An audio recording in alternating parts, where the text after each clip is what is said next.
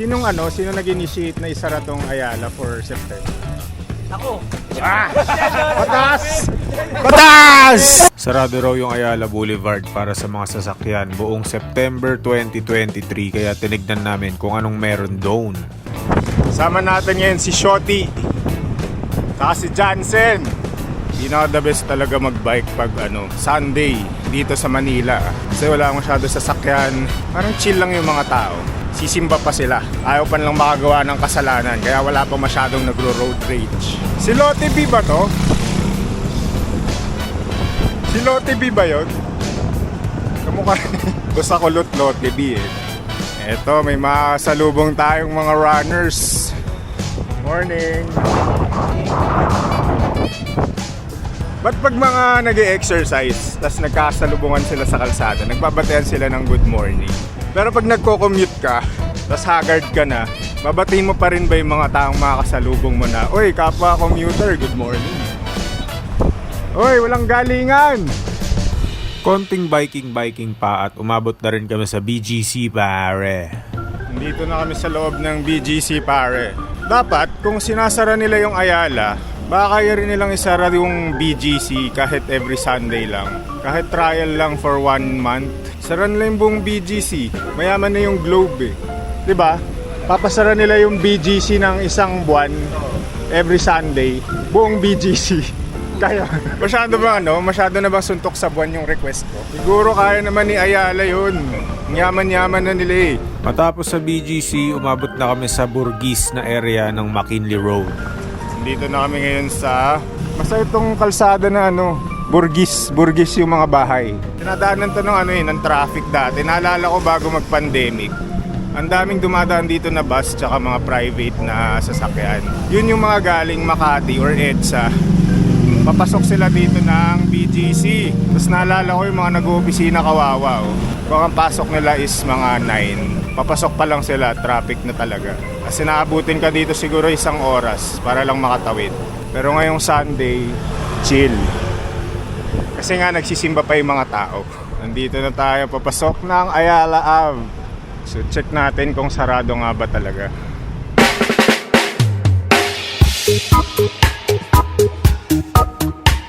Ito na, moment of truth. Hanggang saan siya bukas, hanggang saan siya sarado. So magsisimula siya dito sa may Rustans.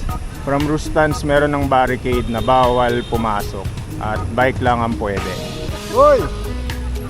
Kakarating lang namin eh. Uwi na ako, Gagi. Magtatrabaho pa ako. Wag. Wala magtatrabaho Sunday ngayon. Uy, gago. Beating the red light ka, Shotty. Hello. Naririnig ko yung mga tugs-tugs, mga pre. Sabi na nga ba, isang malakihang house party lang to eh. Ay, house party. Isang malaking street party to, gaya ng sinasabi ni Shotty kagabi. Again, we're just announcing that we have our... Kulang na lang beer. Shotty, bili ka na ng beer. Eto na yun eh. May nagbibenta ng beer doon. Naririnig ko na yung sound trip ng Boracay. Yung mga tugtugan sa Station 3, diba? Tugs, tugs, tugs, tugs. Bakit pag events, laging yung tugtog nila mga tugs, tugs, tugs, tugs, tugs, tugs. Nakita na natin yung pinakapasaway na cyclist. May nakita akong idol dito. Tara, alis na tayo. Ano nangyayari? Si Lester ba yung pinagkakaguluhan nila? Pakilala mo kasi kami sa mga friends mo, Shotty. Bibihira kaming nandito sa Makati. Alam mo namang mga taga... Kasi ako bata para sa mga So, dinivide pala nila yung kalsada. Yung right side for runners. O, meron ding nagro-rollerblades, meron nagsi-skateboard. Kahit ano pwede. Yung left side is for mga bikes. So, mga ilang linggo pa na sarado tong Ayala. Hanggang basta September. Sara na nila ng 1 taon. Nasarado lahat ng mga kumpanya ngayon, oh. Buti naman. Sana ganito palagi. Kahit magkandalugi-lugi na yung mga korporasyon, isara lang nila yung mga kalsada para lang mag-enjoy naman yung mga tao. Yung mga building na yan, deklara silang holiday, tapos sara nila to. Tapos pasahurin nila yung mga tao kahit wala silang trabaho. Naalala ko mga 2011, dito ako nag-aabang ng mga bus pag pauwi na ako galing trabaho. Mga ano yun, alas 11 ng gabi. Kaya umuwi ng alas 11 ng gabi para wala ng traffic. Biruin mo yun. Sino nag-initiate na isara tong Ayala for September? Ako. Ah! Batas! Batas! Hindi ko alam eh. I think Ayala Land. Bakit nila naisip gawin to? Siguro kasi nagka-backlash sila dati. Na-car-centric sila. Feeling ko yun. No, Alin nyo sa yung bike lane, bike Feeling ko lane? it's in response to that whole debacle. Ito ay hanggang lang, September lang. Yeah, buong September lang to. Buong Sundays ng September. Nung first Sunday nila, bumagyo eh. So, as of this recording, second Sunday pa lang. And so far, maganda yung turnout. Dito tayo, hahanap muna sila ng makakainan sa may Rada. Rada nga ba to? Basta magkakape daw sila.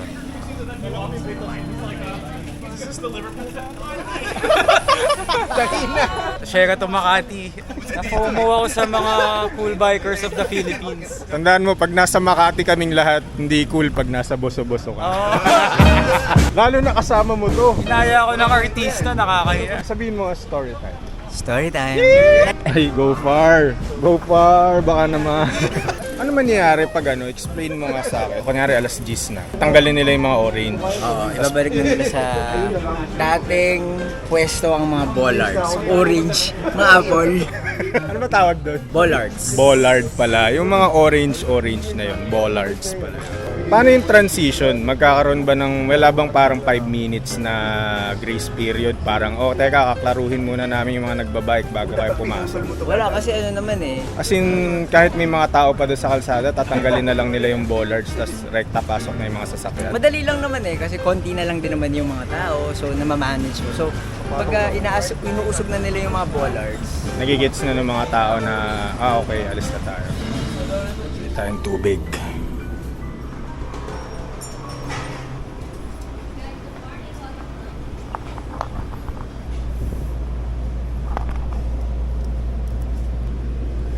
Summit 26.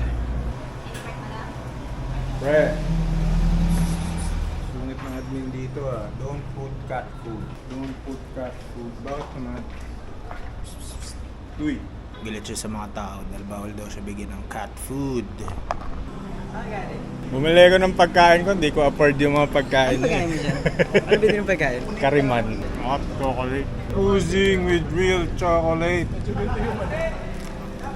Nagde-dessert ka na, magkakain pa tayo ng para kang bata. May gusto mo ba ng kariman? Meron pa isa. Buy one, take one. Bigay ko sana kay Jansen. Jansen!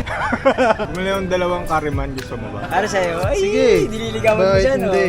Nililigawan mo siya, no? Malaki. Sabi mo, walang forever, ulul! Tagal niyong makipag-usap sa mga tao, nagutom na ako eh. Siyempre, may influencer doon, Budol Bird. May influencer din naman tayo dito Ito. Mas malala to. Oo nga, mas malala to. Ako yung pinakatahimik. Tahimik lang. Tahimik lang sa umpisa. Always on my mind. Oh my God! We're back with cars! Kasama natin si Wancho at saka si Konyo Biker. Kamusta kayo? Long time na. Long time, idol! Miss ko kayo Pero to si Lester, di ko mamimiss to. Ganda ng bike ni Konyo Biker. High roller. BFF. Blunts with time! It's doobie time! Sundan natin yung may sound trip para may libreng music tayo. Kuya, pwede mag-request. Stay by me, Diana. Guys, ready na kayo mag-gempoy? Ayan red light. May 10 seconds pa. The best gempoy experience ever. Sobrang sarap beating the red light. Pero legal naman kasi sarado yung kalsada. Shorty! Ba't kayo nandyan? Shorty po nga, Jempoy! Shorty, slalom mo yung mga bollards. Dapat tanggalin ng mga bike lane tong mga to eh. Nagkakasala na po ang mga tao ulit. Nagagalit na sila. Nagsisimula nang lumabas ang totoong kulay ng mga tao. So mukhang di na namin mahihintay na magsara tong Ayala Ave, magsara for bikes at mag-open for kotse. Kasi mainit na. At uwi na rin kami. Tapos namin mag-Ayala, nagutom na kami kaya pumunta na kami ng Makati Cinema Square para kumain doon. Dito kami ngayon sa loob ng Makati Cinema Square. Hindi naman loob, yung area ng Makati Cinema Square. Dito kami dati kumakain ng mga ka-opisina ko pag gusto namin magkwentuhan ng mga hinanakit namin sa opisina. Ayan, yung McDo na yan, dyan kami kumakain. Dyan kami nagchichismisan. Nakakamiss din pala kahit na puro hinanakit yung pinag-uusapan namin. Nostalgic pa rin siya. Uy, oh.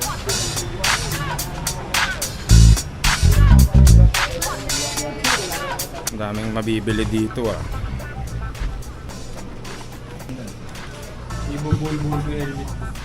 Anong okay dito, Shopee? May gulay ba dito? May mga mangga sila dito na OG. Ito yung in-order ko. Budget meat. Kainin ko na yung isa kasi bumubuka na siya. Sarap pala nito. Sarap nito ah. Favorite rock. Gucci. At doon nagtatapos ang aming vlog. Para sa mga gustong makita kung anong meron sa Ayala tuwing Sunday, punta lang kayo dito from 6 a.m. to 10 a.m. Sarado siya sa mga kotse. Kaya dalhin nyo yung mga aso nyo, yung mga pusa nyo. Dalhin nyo na rin yung mga bike nyo or skateboard. Bahala na kayo.